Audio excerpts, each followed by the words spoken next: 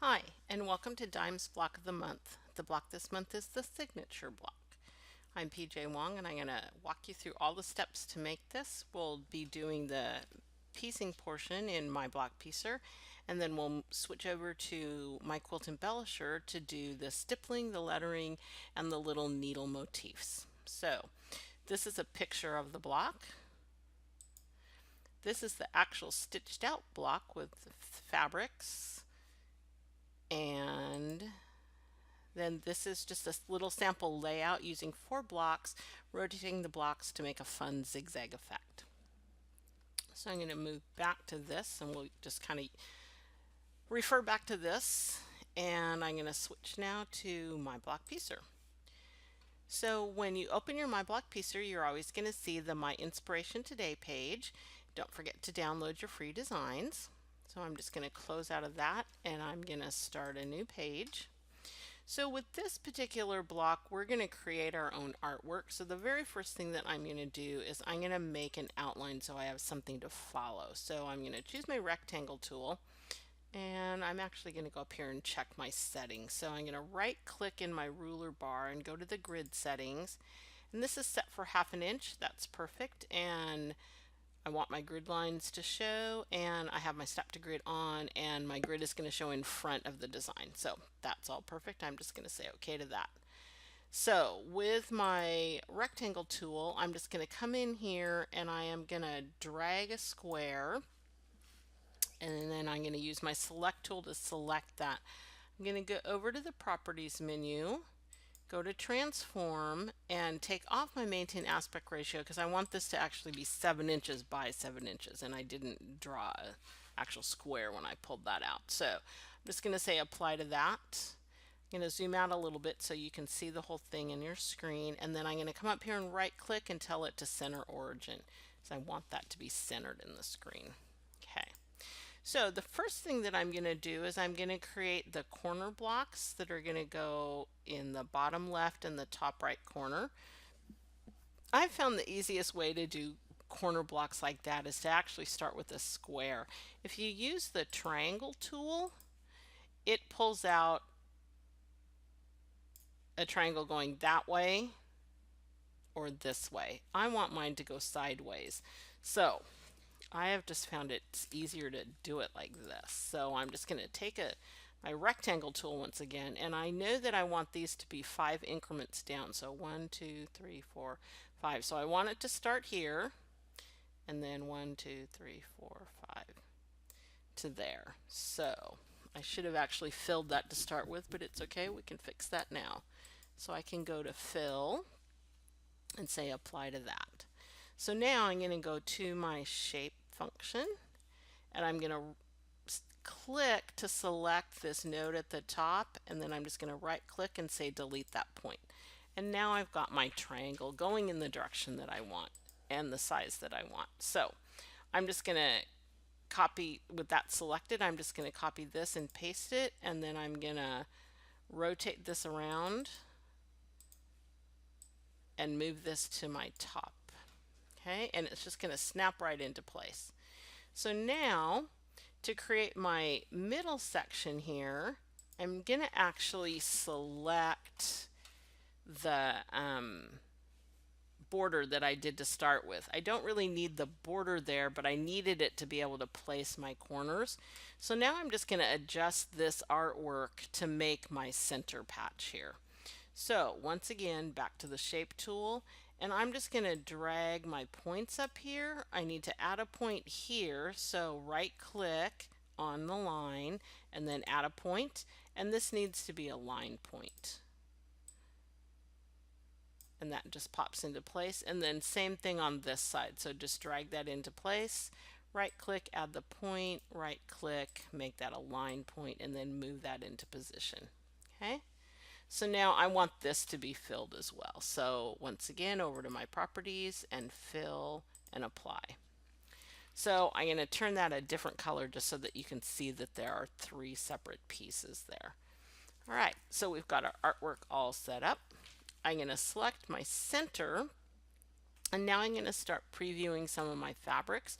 So I'm going to go up here to my fabrics. You could also go here it'll end up taking you to the same place. If you go from your properties, if you just click in your little dots, it will bring up your fabric menu, and I can go into beach sewing and select from here. If you, again, with this selected, if you go here, it'll remember again the last place that you were, which again is my beach sewing. So in this case, the fabric that I want is my white scissors. I want a pretty plain background on that part. And then for my corners, I can select both of those at the same time. I can select the first one and then hold down my control key and select the second one. And once again, I can go up here to my fabrics, and I want my plaid for those corners. You could also do, this is the time to play. So if I wanted to do my white scissors with the gray background, I could have that effect. Pretty much anything that you want. So I'm going to choose my plaid. That's how I set up my sample block. All right, so there's all my artwork set up. So I'm going to select everything, and I'm just going to go up here to the top, and I'm going to left press and drag, and I'm going to go down to the right hand corner. You could also go here and just select all. You could also do a Control A on your keyboard. All of those are going to get you to the same place, which is everything selected. I'm going to move up here to my workflow tool. What this is going to do is actually build the stitching to put my blocks together. So I'm on paper here, and I'm actually just going to leave it. That's fine. And then here on my spacing, I'm going to put 375. That's actually my seam allowance. So the reason I'm leaving this on paper is that I know that that will fit within my hoop, because I know that I built a 7-inch block. So then I'm going to say auto build. And if your units here are out of order, you can actually sort those numbers, and it will tell you, it'll give you this, and then it will sort them into the right order. So now your numbers are going 1, 2, and 3. This is going to be your first block, your second, and your third. Okay, so I can preview all of that by just hitting the preview button. So here's my actual stitch file, and I'm just going to save that. So I am going to go to where your computer is going to know where to look. So C, Dime, Designs. I've created a block of the month folder, and I'm going to name this O2 signature, and I put the seam allowance in there just to help myself keep track of all of that. So I'm going to say save. And what that's going to do is it's going to give you these files. So here you are in your C Dime Designs block of the month, and then here's the folder that I just created, and this is my piecing file. There's my artwork, and then a preview, which is going to give you an image of your block with your patch numbers on it. And then again, an image of your actual piecing file, and then the step-by-steps. So the first thing that we'll stitch are your placement, and then you'll do your right side up tacking stitch for your first patch, and then the seam for the second, and the finish tacking for that, and so on and so forth. There's only 3 parts in this one, so this one will go pretty fast. So, okay. So you can say close to that. While this is all still selected, you can go in and set up for your cutting. So here's my cutting, and once again I've left it at my paper, my letter size paper. If you have any of the papers chosen, and there are 3 or 4 of them here, letter legal, the A4 or A3, all of those will actually, when you save them, they will save as a PDF file, and then you can print those on your printer. So in this case, that's what I'm doing. I'm just going to leave that at letter. I'm going to change my seam allowance, because you want that to match up with your the file you just created from your auto build. And if you had fabric wider or narrower than 45, you could change that here. In this case, I'm just going to apply all of those, and this is showing you here's your 2 corners and here's your center piece. And again, when I save that, I'm going to choose the folder that I had just created, and I'm going to call this cut files, and it's automatically defaulting as a PDF. And what you're going to get from that, here are your actual cut files, which is the same thing that you were seeing on your preview screen. I'll do it this way. So this is actually this patch. It's just not showing your fabrics on your previews here. And then once again in the preview file, picture of your block, and then this is how much yardage you would need for all of your for your patches, each one of your fabric 1, fabric 2. Okay. All right. So I can just close this now. So that's everything that I need to do in my block piecer. So I'm going to switch over to my quilt embellisher now. So here we are in my quilt embellisher, and again the my inspiration today page, and your free designs. Again, don't forget to download those. I'm just going to close out of here. I'm going to start a new page. And then here, generally when this comes up, you're going to be in your sequence view. I need to go look in my library because what I need to do is find the artwork for the block that I just created in my block piecer. So I'm going to go in here, and again, if your items aren't here, if you simply go to designs and right click and say refresh, anything that wasn't there will automatically refresh and it'll show up now. So here is my signature block. So again, my piecing file, and then my artwork, which this is really what I want is my artwork. So I'm just left pressing and dragging that over into my window. The first thing that I'll do is I'll come up here and I'll right click, and it's still selected. So right click with it selected and say center origin. And that's going to put it right to the center so that you know where everything is and everything's all centered up. Okay. So on this, we'll go back here and we'll look at what embellishments we'll be building. So we've got some lettering going on. We've got stippling down that center block.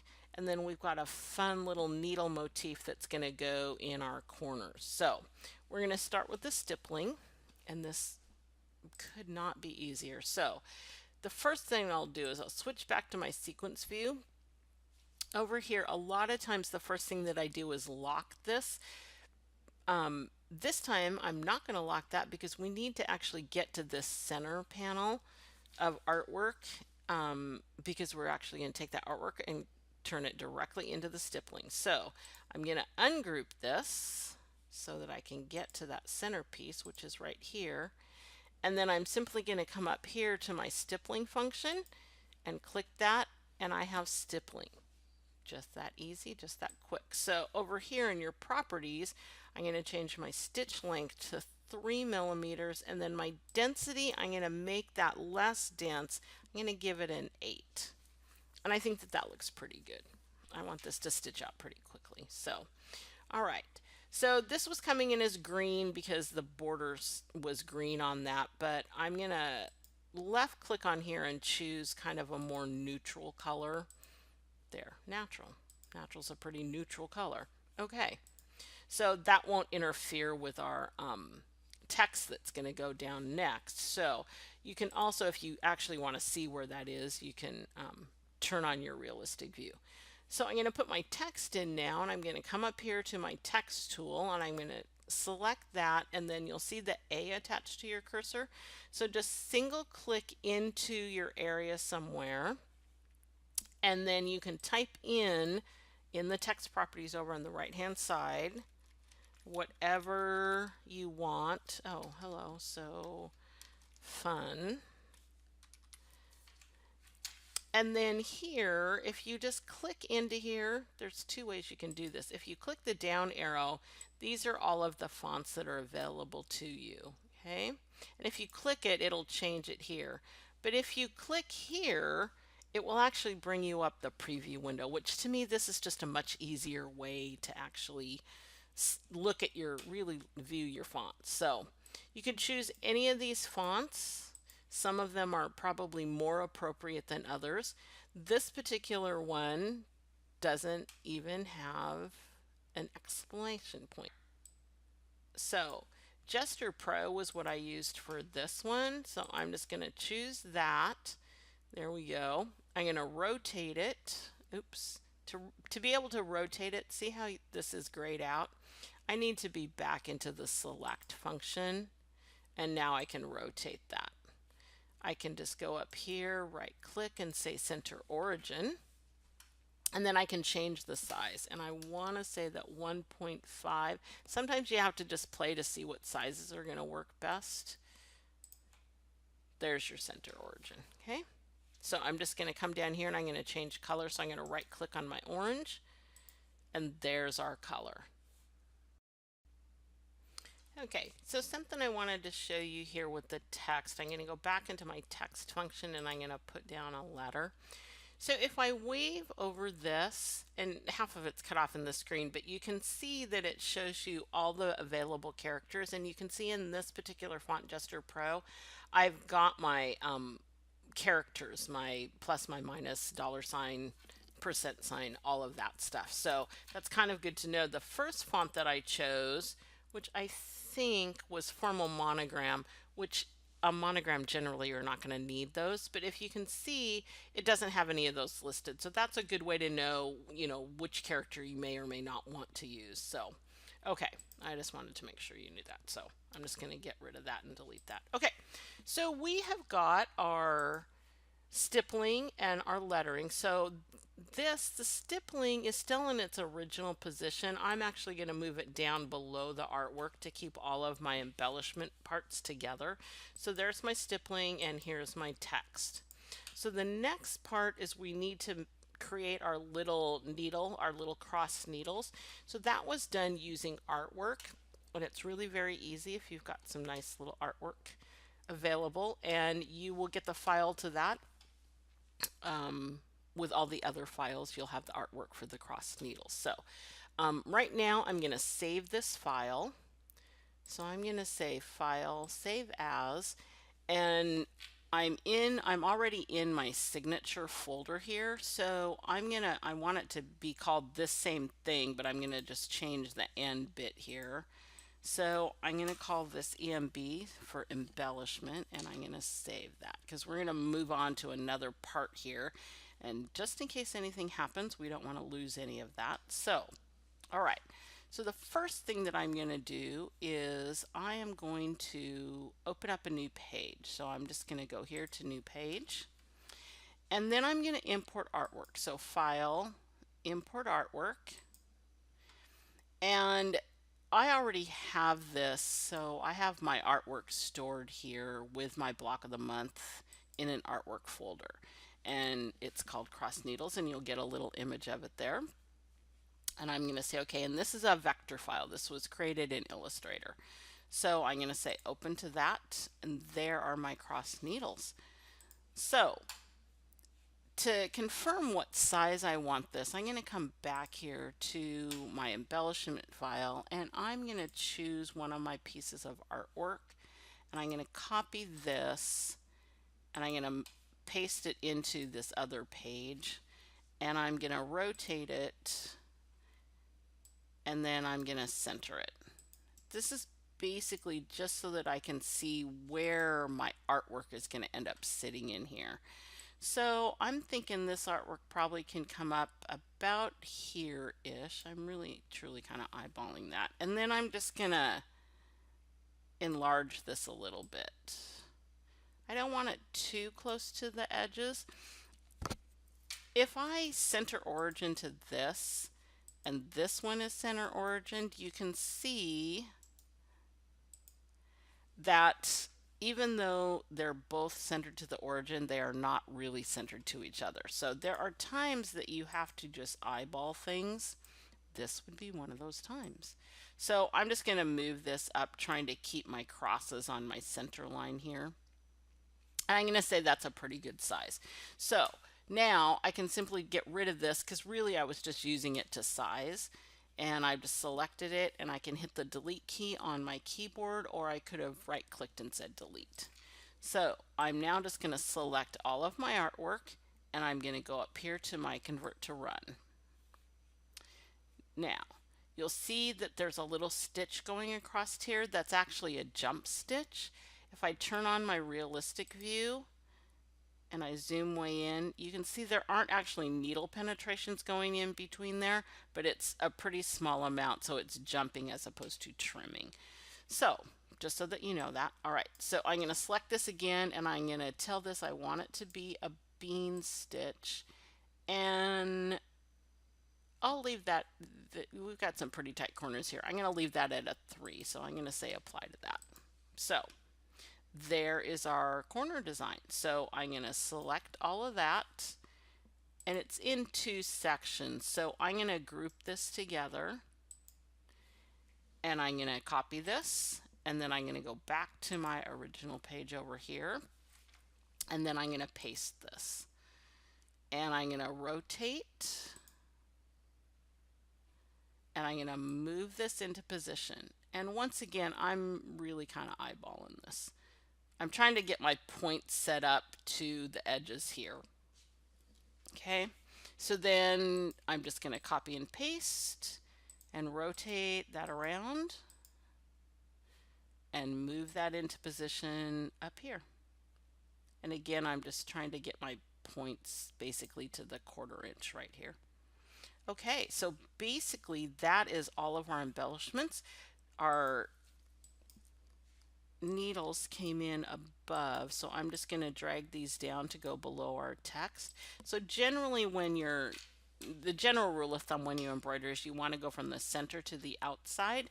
So I'm going to do my stippling first, then my lettering, and then my corners. Okay. All right, so I'm going to save that. So now I'm ready to combine my embellishment design with my piecing design. So I'm going to go back and I'm going to open up. This is my piecing design, and I'm going to say open to that. So this was my embellishment, so, or my corner, sorry, my needles. So you can save that, and I'm just going to call this needles. Oops. Needles, and save. And now I can close that. So I just have the 2 files. So this is my embellishment file.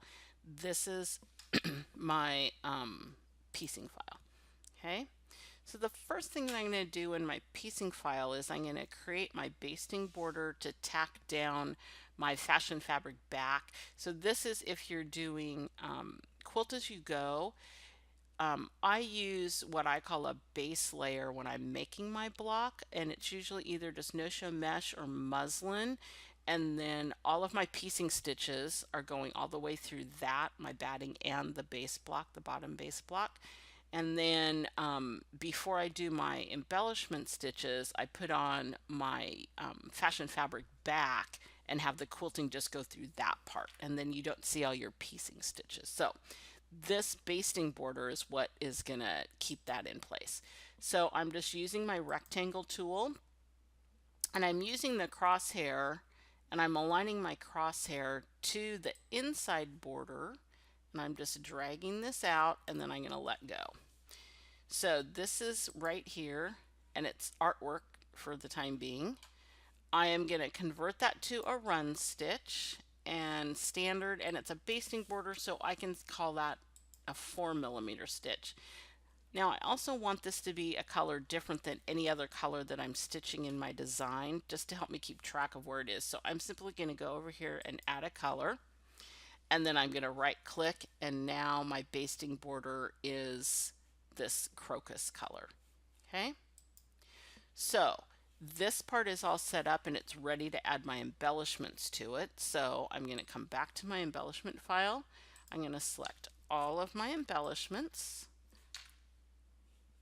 and I'm simply going to copy those and move over to my piecing file and then paste those in place. Okay, so if I expand this group, you can see this is going to be for my placements. This is my right side face up, or my face up tack down, and then my seaming and my tacking stitches. Then the basting border to hold my fashion fabric back into place, and then my stippling files. My stippling, sorry, my lettering, and then the corner motifs. Okay, only one more thing. So I'm going to copy, I'm going to select this basting border, and I'm just going to copy and paste it. So now I have two of them, and I'm going to move this final one down to the very bottom. So the second one, when you go to actually stitch out your block, you're going to want to stitch that last color first, which seems a little strange, but I'll explain. So after you load your monster block maker, the first thing that you should stitch is this last color, and that basting border is just going to keep your base blocks together with your batting sandwiched in between. Then you're actually going to go through and you'll start stitching through the rest of your sequence, and then you'll add your back, which is the second basting border, and then you'll run through the rest of your stitches. When you get to the end of this design, you're going to skip this because you already stitched at the very front. The main reason that I've put this at the bottom, even though you stitch it first, is so that all of these colors will end up being numbered correctly according to the information that you got from when you built your My Block Piecer file. Okay, so this is the PDF of the preview that you got from My Block Piecer, and these, so this number one and this number one are the same thing. So these will be actually in the correct order according to this 1, 2, 3, 4, 5, 6. Had we put this in the actual order it needed to stitch, all of your numbers would have been one off, and it would end up getting pretty confusing. So, all right, so that's why this is at the bottom. So you would just stitch through, you'd stitch this one first, then stitch through all your colors, and then when you get to the end, you've already stitched that, so you don't need to stitch it again. All right, so let's go back and look at our block once again. So here's our actual block.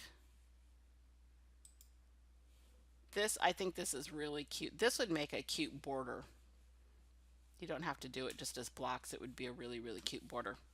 Okay, so that's it for our signature block. It was so fun. We'll see you again next month. Thanks.